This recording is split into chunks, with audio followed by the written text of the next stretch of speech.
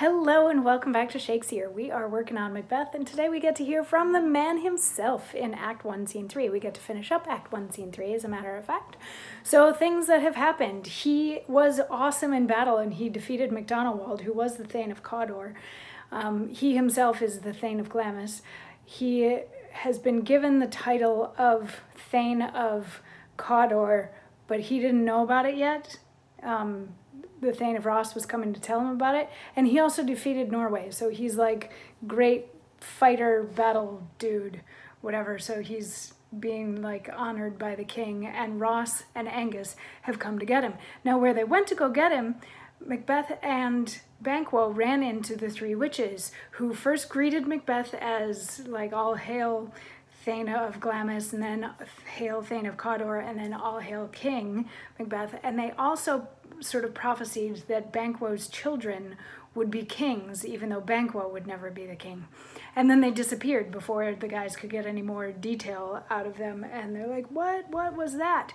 So no sooner had they disappeared than Ross and Angus came in, and Ross said, you know, by the way, you're the Thane of Cawdor now. And Macbeth was like, wait, what? He's still alive, so why is it me? And Ross was like, well, he was a traitor or some such thing, so he's being stripped of his titles, and the king is appreciative of everything that you did, so you get those titles, and hey, let's go visit the king.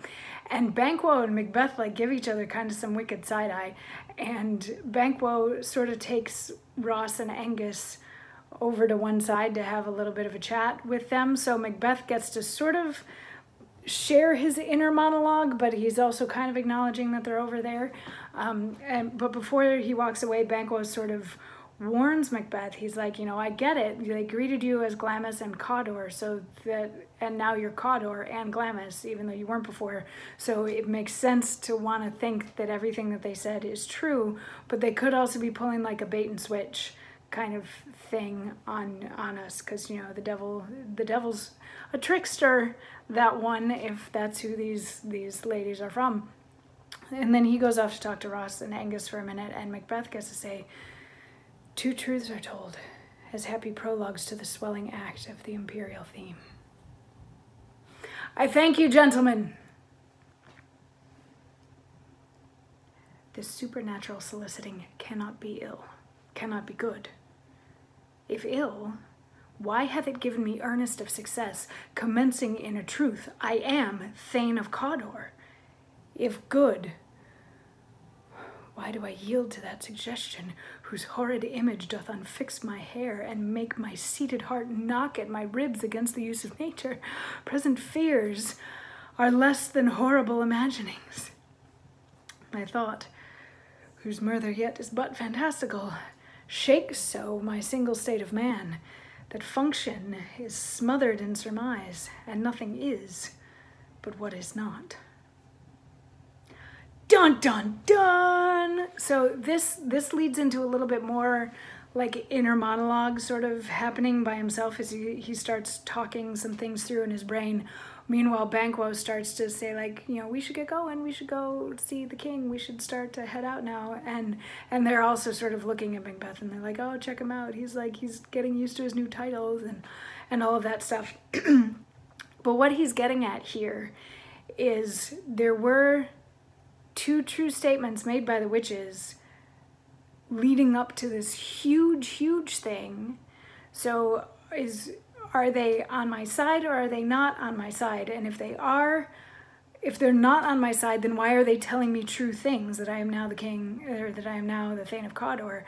And if they are on my side, then why am I suddenly thinking of how I could become king? In case you haven't made that jump yet, if he kills Duncan, then he could be king. He would have to kill some people in order to be king, is what he's thinking about now. And he doesn't want to have to do that, is what he's getting at the end of this, is that the thought of having to do these things that will make him king is kind of horrifying. And then as they're like, oh, look at him over there, he's still thinking, he's like, maybe I'll just become king. Maybe I won't have to do anything and I'll just become king and it'll just happen and I won't have to act on anything. And wouldn't that be fantastic? And finally Banquo's like snaps him out of it and is like, come on, we should go see the king.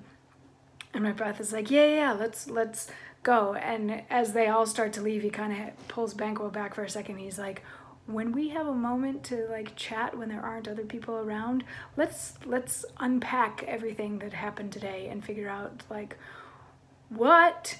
And Banquo's like, yes, absolutely, let's do that. And then they leave, and that's the end of Act 1, Scene 3. So tomorrow we get to get into Act 1, Scene 4, and I think we get to hear from the king. Let me double check on that. Yep, tomorrow we get to hear from the king. So we'll see what he has to say now that everybody is gathering back in one place together. I'll see you then for that. Mwah.